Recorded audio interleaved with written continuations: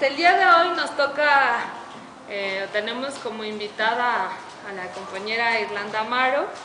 Ella es licenciada en Filosofía, es maestrante en Estudios Latinoamericanos, es docente en el área de Ética en el IEMS y participó en congresos nacionales e internacionales sobre las relaciones entre la ética y la política. El día de hoy nos va a hablar sobre la discriminación desde la perspectiva ética y axiológica. Bueno, estoy muy contenta de estar aquí con ustedes otra vez. Ya nos habíamos visto algunos de ustedes y yo en ámbitos más prácticos, ¿no? Que tienen que ver con la vida cotidiana y cómo hablamos de la discriminación en nuestras comunidades, ¿no? Habíamos ya tenido un taller más bien práctico sobre eso. Entonces, estoy contenta porque hoy vamos a hablar de la discriminación, desde lo que es mi área de estudio más, más natural, ¿no? Que es la filosofía, a eso me dedico. Y entonces vamos a poder profundizar en algunas cuestiones acerca de la discriminación desde el punto de vista de la filosofía. Entonces, van a ver ahora ustedes que en realidad lo que nosotros vamos a hacer hoy aquí es cuestionar casi todo lo que Xenia dijo como presentación, ¿no? Acerca del papel que puede jugar la ética y los valores en la lucha contra la discriminación, ¿no? Entonces, vamos a ofrecer un punto de vista de la ética crítico acerca de esos valores, ¿no? Entonces, yo voy a tratar de leer y de intercalar así con ustedes la conversación para que no se aburran mortalmente escuchándome hablar hora y media. Entonces vamos a tratar de hacerlo un poco más retroactivo, ¿no? Vamos a tratar de cambiar algunas miradas. Bueno, entonces antes de empezar a hablar de la ética y las reflexiones que desde la ética se pueden hacer acerca de la discriminación, me gustaría que habláramos un poco de nuestra vida cotidiana, ¿no? Me gustaría que pensáramos un poco en lo que cotidianamente vivimos y pensamos sobre la discriminación. Estoy segura de que todos y todas aquí presentes se enfrentan cada día con problemas de discriminación y de desigualdad social. Y no lo digo porque sé que están en una red que se dedica a implementar políticas contra la discriminación. Lo sé porque la mayoría de nosotros, a menos que hayamos nacido en un privilegiado grupo social, marcado étnicamente por ser blanco, sexualmente por ser hombre y con una tendencia de género que diga que somos heterosexuales, la mayoría de nosotros hemos padecido, hemos vivido en algún momento de nuestra vida algún acto discriminatorio, ¿no? A menos que nos pertenezcamos a un reducidísimo grupo social, étnico y de género, y que implica otras cosas, ¿no? Y de clase social. Estoy seguro de que todos y todas ustedes conocen la discriminación porque la han vivido. No necesitaron meterse a esta red para saber que todos los días la gente enfrenta problemas de discriminación. Entonces, vamos a dar una primera definición desde la ética de la discriminación. Vamos a entender la discriminación como una carencia de igualdad en un supuesto en el que todos deberíamos tener acceso a ciertos derechos y oportunidades.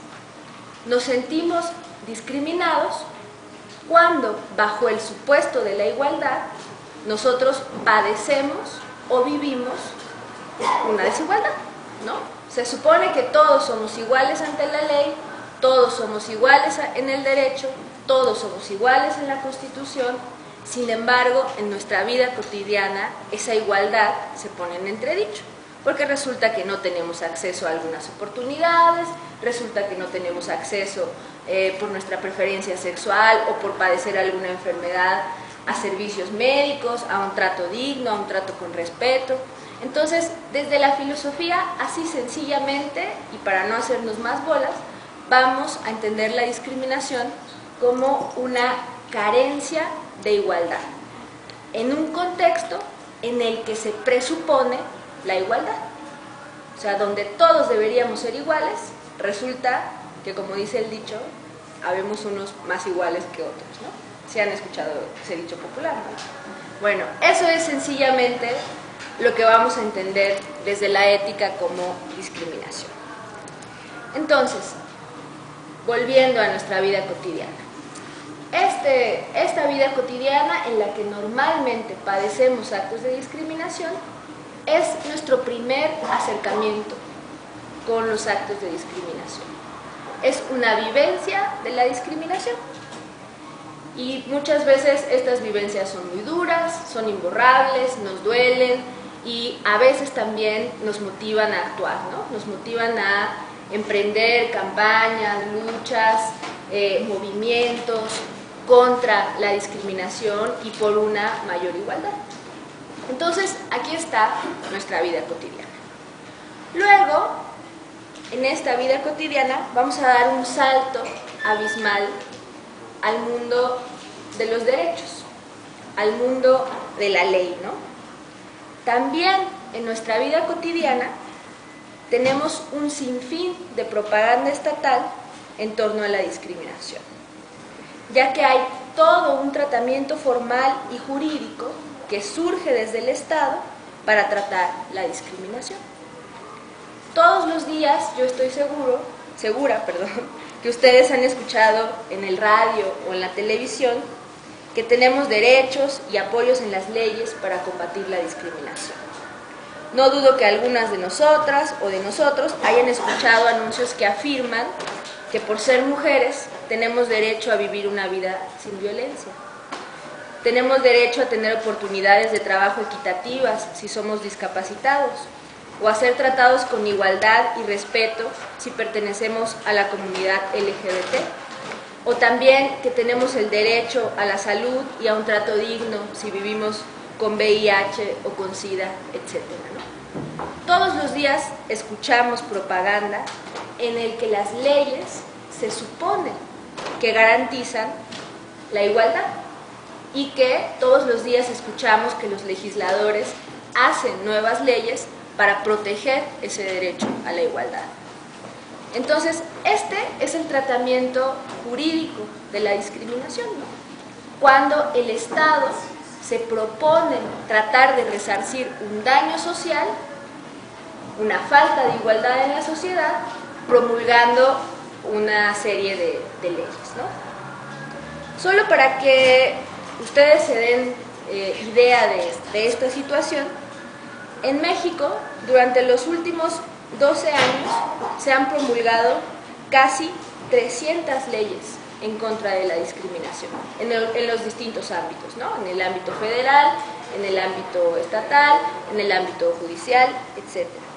Estas leyes han derivado en la creación de al menos 100 instituciones nuevas que están encargadas de transformar esas legislaciones, esa serie de leyes que han surgido, en políticas públicas capaces de contribuir a la erradicación efectiva de la discriminación. Entonces, por un lado, vemos que en nuestra vida cotidiana todos hemos enfrentado en algún momento de nuestra vida algún acto de discriminación. Y por otro lado vemos que desde el Estado surgen una serie de leyes, una serie de derechos que se supone están ahí para garantizar nuestra igualdad y la no discriminación, ¿no? Como les decía, en México de estas leyes hay bastantes. Sin embargo, entre la vivencia cotidiana de la discriminación y las prescripciones del derecho hay un tramo muy importante. El hecho de que las normas jurídicas regulen o sugieran directrices e incluso sanciones para actos discriminatorios no basta para erradicar la discriminación y la desigualdad de nuestras sociedades y en las actuaciones cotidianas.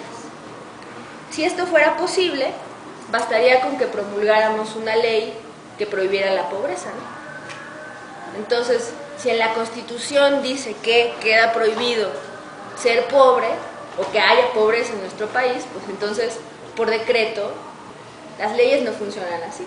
O mejor aún, si así fuera el mundo, podríamos impulsar una iniciativa de ley en el que en nuestro país fuera una ley en México que todos debemos de ser felices.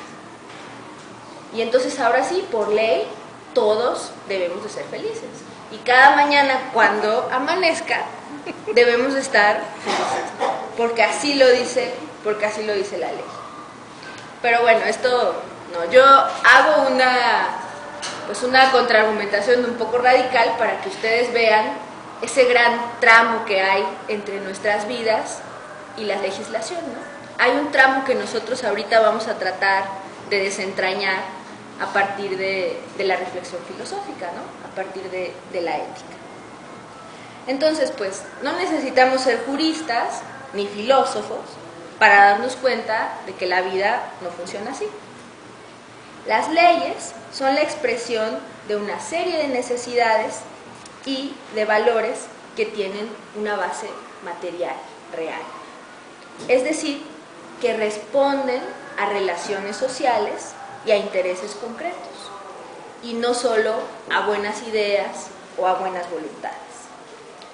Las leyes protegen aquello que en una sociedad es considerado como algo valioso, y son el resultado de transformaciones sociales de muchos años, ¿no? Entonces, cada vez que un Estado promulga una serie de leyes, es porque considera que la ley está ahí para proteger algo que considera valioso en su sociedad.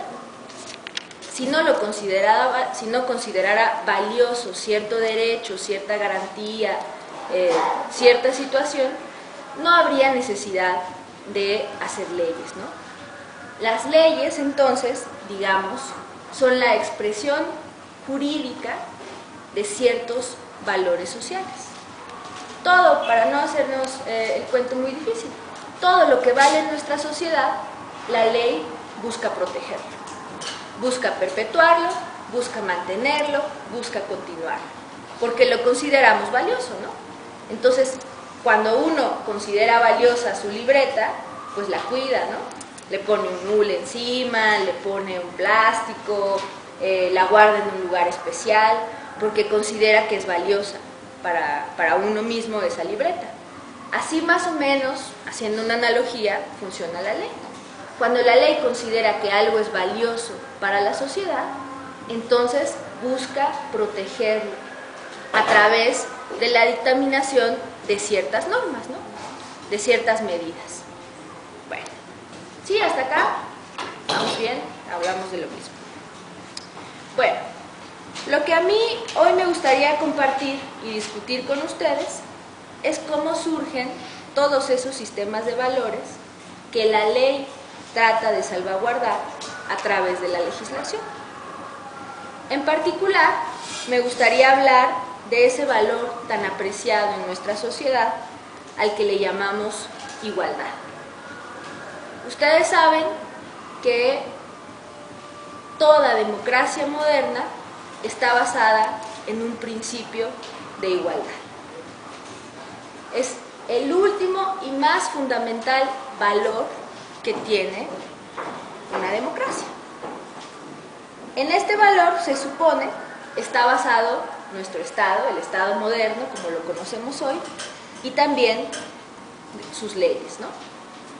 Entonces, a mí me gustaría con ustedes charlar un poco acerca de dónde viene, cómo nació y por qué es para nosotros tan valioso eso que llamamos igualdad. Y que además sabemos está muy relacionado con la discriminación, porque ya vimos que cuando hay discriminación, lo que en realidad se está expresando es una falta de igualdad. Alguien es discriminado cuando no tiene un trato igual ante algo que se supone debe ser accesible y factible para todo miembro de una sociedad, ¿no? Entonces, cuando empezamos a hablar de valores, entonces sí, ya empezamos a hablar de la ética, ¿no? Y la filosofía ya tiene algo que decirnos. La ética es una disciplina de la filosofía, es una herramienta que nos permite profundizar y reflexionar en torno de nuestros sistemas de valores y en torno de nuestra moral. La ética se pregunta de dónde provienen y cómo han cambiado a través del tiempo nuestros valores y nuestra moral. Entonces aquí vamos a hacer una pequeña pausa para distinguir entre la ética y la moral.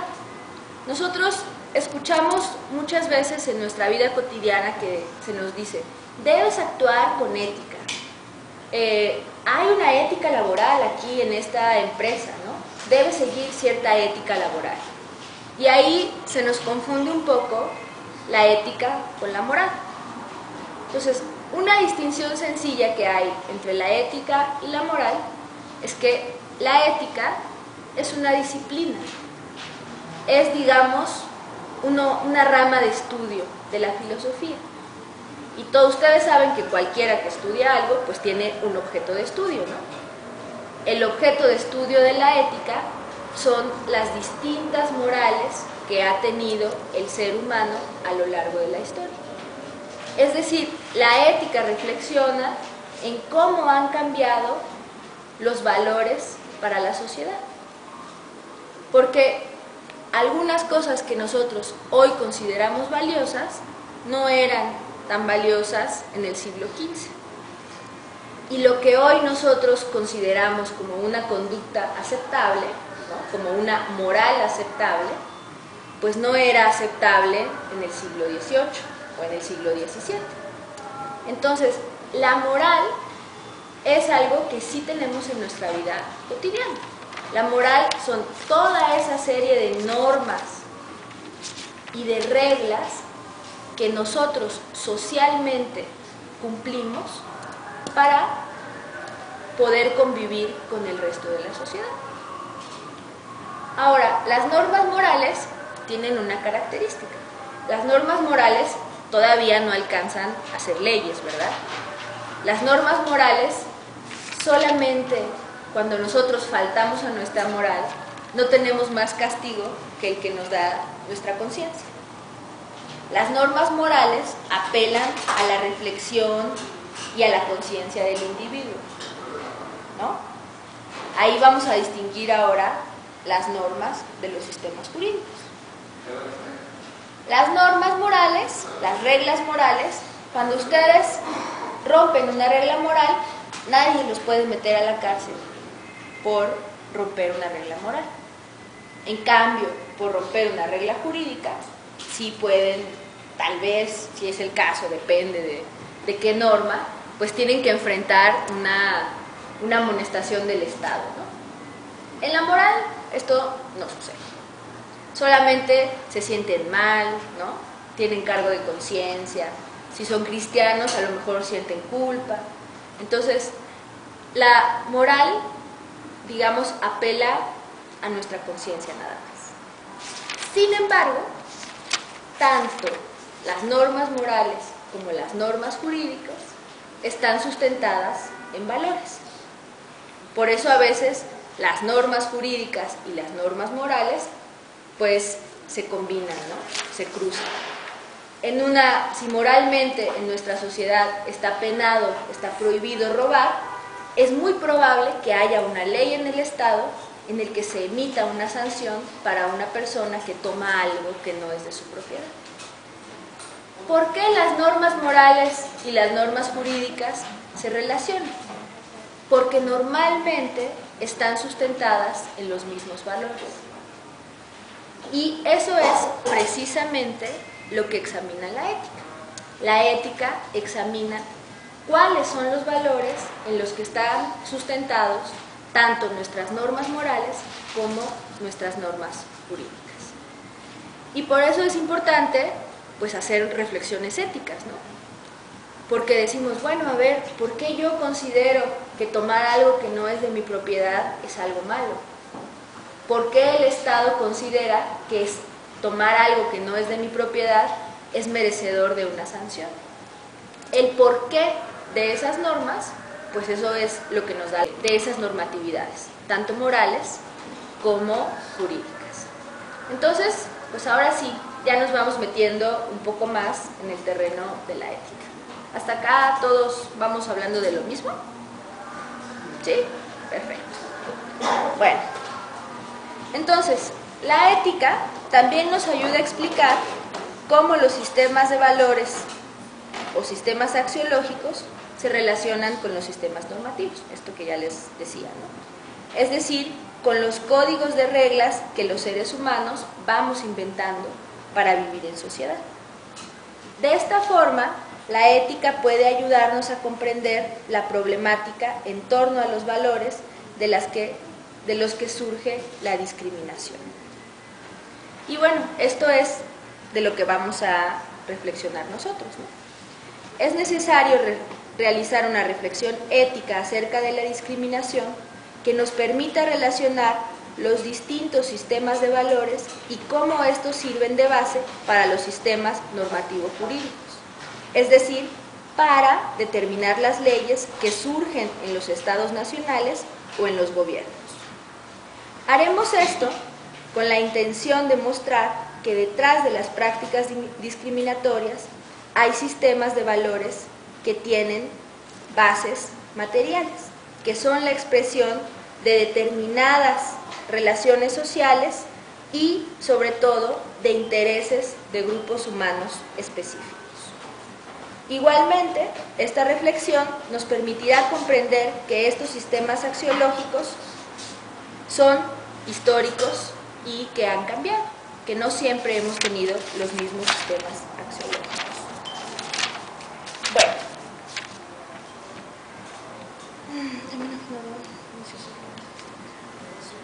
Y particularmente vamos a hablar de la igualdad, pues porque este es el principio en el que está basado casi todas las democracias modernas.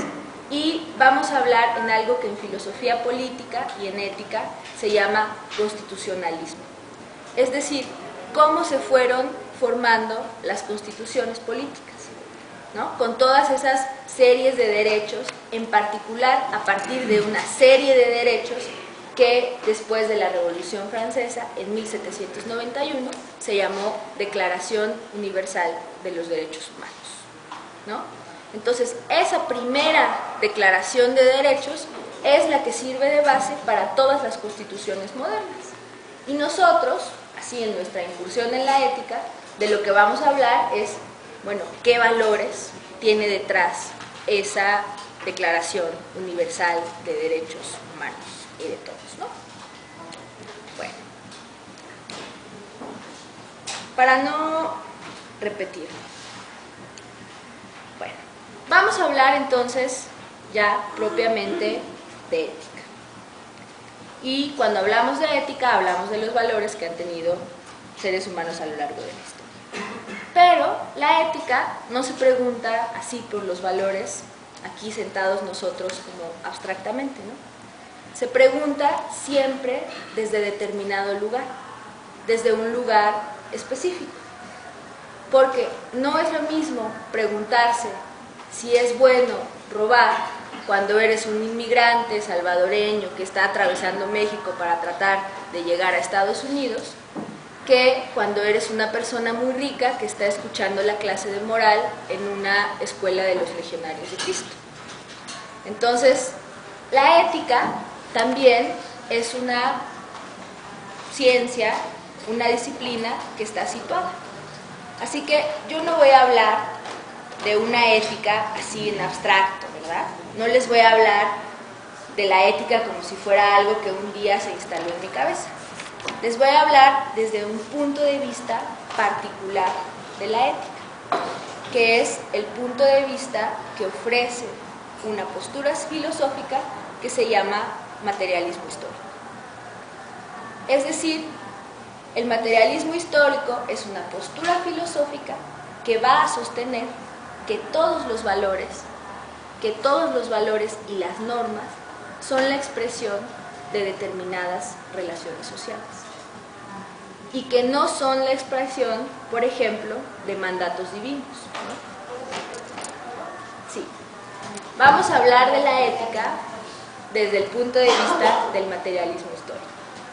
El materialismo histórico es una postura filosófica que sostiene que todos los valores morales, que todos los valores de nuestra sociedad provienen de relaciones sociales específicas y que por lo tanto estos valores pueden cambiar y que por lo tanto estos valores no han sido iguales a lo largo de la historia.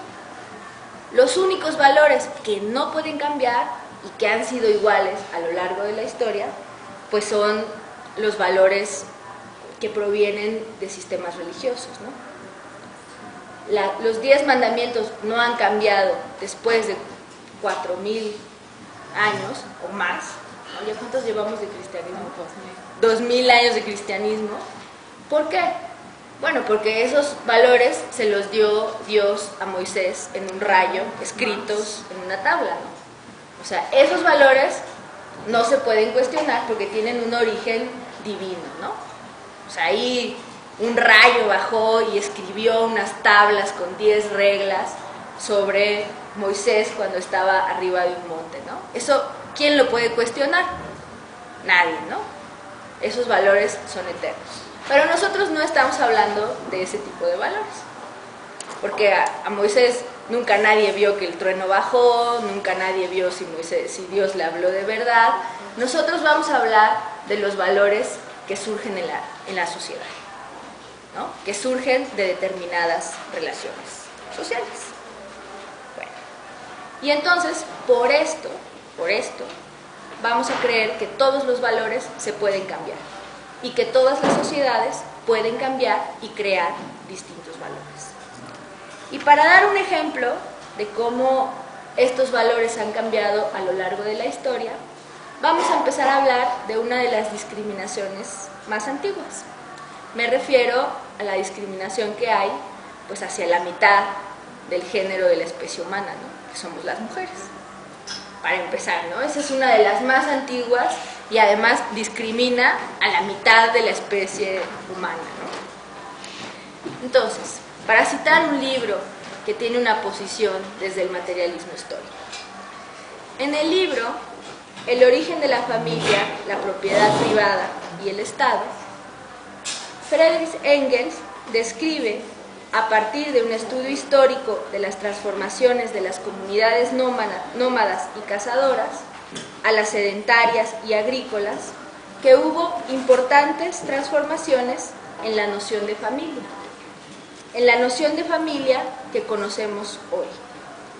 El paso de la propiedad comunitaria a la propiedad privada de los bienes conllevó el nacimiento de nuevos valores y sistemas normativos de las comunidades. En particular, el libro de Engels muestra que al surgir la propiedad privada hay una importante transformación en el papel que ocupan las mujeres en la familia. Se pasa de una organización familiar comunitaria en el que todas las mujeres cuidan a la totalidad de sus hijos y en el que ellas desarrollan un papel central, a tener y además tenían relaciones con distintos hombres, no tenían relaciones monogámicas. Se pasa a una familia de tipo monogámica controlada específicamente por el varón. Entonces, ¿a qué se debe este gran cambio? Pues según lo que nos dice este pensador, pues es debido a la propiedad privada de los bienes, ¿no? La propiedad privada de los bienes exigía un control sobre la herencia. Si tú tienes un bien, no puedes heredárselo al hijo de cualquiera, ¿no? Quieres asegurarte de heredarle ese bien a un hijo tuyo. Y esto implica necesariamente un control sobre las mujeres, ¿no? Porque las mujeres son quienes tienen a los hijos y necesariamente implica un control sobre su cuerpo y sobre la reproducción. Entonces, a partir de algo como esto, de una necesidad social específica, vemos que empiezan a surgir valores. Y entonces se empieza a considerar virtuosa a una mujer que es muy bien portada, que solo ve a su marido, que siempre quiere estar nada más con él, que tiene hijos de un solo hombre, que no se divorcia a lo largo de toda su vida. Incluso ahora, bueno, ya hemos cambiado, ¿no? Pero antes se usaba que si te quedabas viuda, pues tampoco podías volver a casarte, ¿no? Te ponían un vestido negro y ya no podías volver a tener relaciones con ningún otro hombre. Entonces, este pequeño ejemplo de Engels, a mí me gusta usarlo porque es muy claro. Es muy claro cómo del cambio de una relación social surgen también el cambio de determinados valores. Antes, una mujer que se consideraba fuerte y valiosa porque llevaba alimento a su comunidad, etc., se pasa a una mujer que se considera valiosa si es monogámica, si es fiel, si tiene hijos de una sola persona y si garantiza que solo va a relacionarse con una persona. Y a partir de este tipo de valores que van surgiendo con el cambio de la sociedad, pues también van surgiendo leyes, ¿no? Por ejemplo, no sé si sepan, pero en México todavía cuando una mujer se divorcia, tiene que esperar al menos año y medio para poder volver a contraer matrimonio civil, mientras que un hombre puede hacerlo de inmediato. ¿Por qué? Pues para garantizar la propiedad sobre la mujer. Tengo que esperar Al otro, bueno, eso sucede, ¿no? Entonces, este tipo de leyes están fundadas en este tipo de valores, ¿no? Y este tipo de valores están fundados en relaciones sociales. Según las relaciones sociales que tenga determinado grupo humano, pues va a tener determinados valores. Y según esos valores va a tener determinadas normas morales y determinadas normas jurídicas. Bueno, entonces, así es como nosotros vamos a acercarnos al problema de la discriminación, ¿sí? Tomando en cuenta este punto de vista de la ética, ¿no? Bueno, sigamos avanzando en cuanto a la discriminación. Es muy común decir que la causa de la discriminación racial, sexual y de otras índoles se halla en prejuicios morales o en ideas equivocadas sobre el grupo determinado al cual se discrimina. Sin embargo, un análisis de los valores desde el punto de vista de la ética nos permite darnos cuenta de que los valores que justifican principios de tratos discriminatorios no son resultado de la ignorancia, tampoco son resultado de los prejuicios, son resultado de argumentaciones muy complejas que buscan justificar y perpetuar determinadas relaciones sociales. Y que es ahí donde pues comienzan a surgir valores y leyes que luego resulta pues que no son tan iguales como nos dijeron, ¿no? Entonces, vamos a examinar en este sentido una parte del pensamiento político del que provienen las actuales democracias occidentales. Democracias en las que se persiste, a pesar de sus numerosas leyes y de su supuesto principio de igualdad, persisten prácticas discriminatorias. Se nos ha dicho muchas veces que el pensamiento político de la Ilustración, ese pensamiento precursor de la Revolución Francesa, fue el que abolió la monarquía.